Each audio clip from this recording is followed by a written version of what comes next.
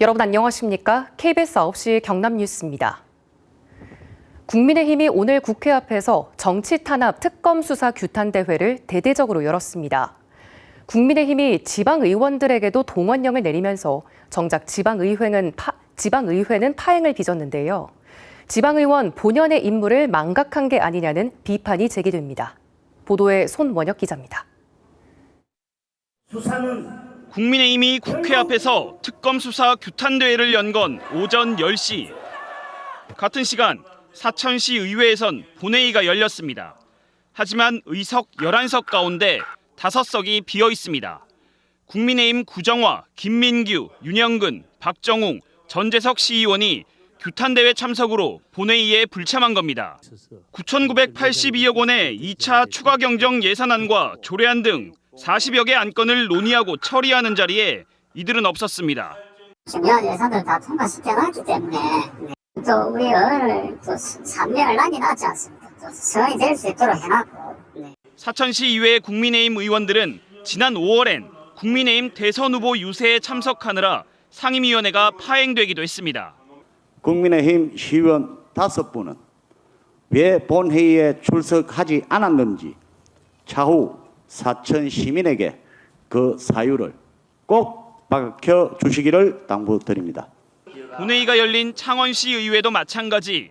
국민의힘 시의원 27명 가운데 24명이나 불참했습니다. 권성현 부의장도 권한대행을 상대로 현안 시정 질의를 하기로 했던 남재욱, 정길상 시의원도 시정 질의 대신 정당 행사를 택했습니다. 시민을 대신해 질문할 권리와 의무를 시의원 스스로 포기한 겁니다. 정치인이기 때문에 사를 존중해 줄 수 있는데 본인의 업무를 방기하고 올라간다는 것은 지방의회 의원으로서 책무를 져버리는 거죠. 권력을 위임한 시민들이 아니라 공천권을 가진 중앙당에 복종하는 지방의원들, 경남 지방의회의 현 주소입니다. KBS 뉴스 손원혁입니다. 경상남도는 오늘 기준 남해와 하동 연안 양식장 50곳에서 어류 75만 5천여 마리가 폐사해 누적 18억 4천만 원의 피해가 난 것으로 집계했습니다. 경상남도와 해당 6개 시군은 내일 적조 확산 방지를 위해 인력 470여 명과 선박 178척을 동원해 황토 1,430톤을 살포할 계획입니다. 정부가 추진하는 공공주도형 해상풍력단지 사업에 경남의 기업들이 대거 참여합니다. 두산에너빌리티와 유니스는 풍력 터빈을, 성동조선과 SK오션플랜트는 하부 구조물을 제작하며 생산 유발 효과는 1조 3천억 원 이상으로 추산됩니다. 경상남도는 해상풍력 시장에서 국산 기자재 사용이 확대될 것으로 기대하고 있습니다. 창원시가 1,300억 원 규모의 지원책을 발표한 뒤에도 NC다이노스 연고지 논란이 여전한데요. 창원시 의회가 NC다이노스 지원 예산안을 처리하면서 연고지 잔류 약속을 명확하게 할 것을 요구하고 나섰습니다. 이대환 기자가 보도합니다. 창원시의회 본회의 시정 질의 시간. 정순욱 시의원이 NC다이노스 지원 계획의 정당성을 따져 묻습니다. 창원 시민 모두가 야구를 좋아하지 않는데도 지원 액수가 너무 클 뿐더러 아무 소득이 없다고 지적합니다. 우리가 1,400억을 지원을 한다는 약속을 했을 때 NC에서 시원하게 우리는 이전 안 하겠다. 그러니까 1,400억을 약속을 지켜라. 이렇게 해야 되는 거 아닙니까? 어느 정도 집행되는지에 대해서 신뢰성이 좀 더 회복해야 된다는 문제를 가지고 있는 것 같습니다. 1,300억 원 규모의 지원안은 실패한 협상이라는 비판도 제기됐지만 창원시 의회는 올해 지원 예산을 원안 그대로 통과시켰습니다. 2군이 사용하는 마산 경기장 시설 개선 공사를 비롯해 구단이 요구한 NC파크 광고용 전광판, 외야 관람석 증설 검토 용역 등 22억 원 가량입니다. 첫 지원 예산인 만큼 집행부의 입장과 시급성을 고려한 겁니다. 하지만 내년 본예산 통과는 장담할 수 없는 분위기입니다. 의회 상당수 의원들이 NC 측의 연고지 잔류 약속을 조건으로 내걸고 있기 때문입니다. 시민 동의는 물론 예산 낭비를 막기 위해 최소한의 약속은 전제돼야 한다는 주장입니다. 낙조 어떤 개가 지붕 쳐다보는 꼴이 나지 않으려 그러면 확약서, 협약서 뭐 여러 가지 형태의 문서로 뭔가 남겨져야 된다. 그래야 시민들이 동의할 수 있고 수긍할 수 있다. 구체적인 예산 집행이 먼저라는 NC구단과 연고지 잔류 약속 없이는 지원도 없다는 의회. 양측 모두를 설득해야 할 새로운 과제가 창원시에 주어졌습니다. KBS 뉴스 이두환입니다. 고용노동부는 산업재해 사고 사례와 예방법을 SNS 대화방을 통해 신속하게 전파하고 있습니다. 신속한 사고 전파가 사고 예방을 돕는다는 취지로 대화방 명칭도 경고음을 뜻하는 영어 사이렌인데요. 하지만 지난달부터 다수의 사상자가 발생한 사고가 누락되거나 공유 내용이 달라 개선이 필요하다는 지적이 나옵니다. 박기원 기자가 보도합니다. 김해에서 60대 하청 노동자가 화물차 리프트에 끼어 숨진 사고. 경부선 철도에서 작업자 7명이 열차에 부딪혀 2명이 숨진 사고.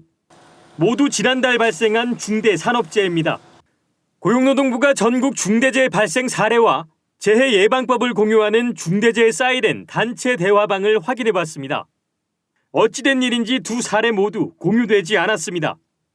지난달 전국의 중대재해 사망사건은 30건 이상이지만 지난달 대화방에서 공유된 사례는 12건에 그칩니다. 비슷한 업종의 산재 사망사고가 즉시 전파되지 않아 각 사업장에서 유사 사고를 막기 위한 예방대책 수립도 늦어질 수밖에 없습니다. 실제 대화방에서 기업체의 한 안전관리자는 사례가 전파되지 않는다, 폭염 예보에만 집중된다, 큰 인명피해가 난 열차 사고도 공유가 안 된다고 지적합니다. 이에 대해 채팅방 관리자는 고용노동부에서 전파가 안 되고 있다고 답합니다. 그러자 안전관리자는 폭염 예보만 공유될 경우 다른 곳에서 사고가 발생할 수 있다고 우려합니다. 요새 사고가 많이 나고 최근에 저희 업무가 많이 부하가 걸려가지고 이게 어디 맡겨가지고 하질 않고요. 저희 직원이 직접 하거든요. 지역별, 업종별로 개설된 대화방은 80여 개에 이르는데 공유되는 사례가 다른 것도 문제입니다. 재해를 예방할 수 있는 계기가 되는 거거든요. 그런데 실질적으로 그런 것들이 계속적으로 없어지면 중대재해에 대해서 안전관리자들이 또 경각심도 좀 줄어들어요. 중대재해 사이렌 대화방 이용자는 8만 6천여 명으로 대부분 기업체의 안전관리자들입니다. 전문가들은 사고 사례를 실시간으로 알리는 것이 비슷한 재해를 막는 효과적인 방법이라고 지적합니다. KBS 뉴스 박기원입니다.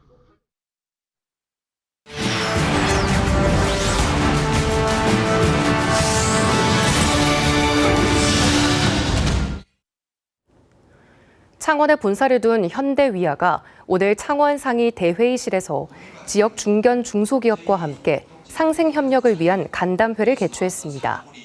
이번 간담회에서는 현대위아와 거래를 희망하는 지역의 20여 개 중견기업과 중소기업이 참가해 우수 기술을 소개하고 구매 실무자와 현장 상담을 진행했습니다. 국민의힘 곽규택 의원과 더불어민주당 민홍철 의원이 낙동강 취수원 다변화 특별법안을 공동 재발의했습니다. 특별법안은 국가와 자치단체의 맑은 물 공급 책무를 명문화하고 취수지역 주민을 위한 기금 설치, 취수지역 경제진흥과 생활환경 개선 사업 추진 등을 담고 있습니다. 지난해 발의한 같은 법안은 일부 취수원 지역 주민 반대로 철회됐습니다. 올여름 경남 9개 지역의 폭염 일수가 기상 관측 이후 가장 많았던 것으로 나타났습니다. 기상청 자료를 보면 지난 6월부터 8월까지 경남과 부산, 울산의 평균 폭염 일수는 31.1일로 평년보다 18.7일 많았고 지점별로는 밀양 54일, 북창원 50일, 합천 49일 등이었습니다.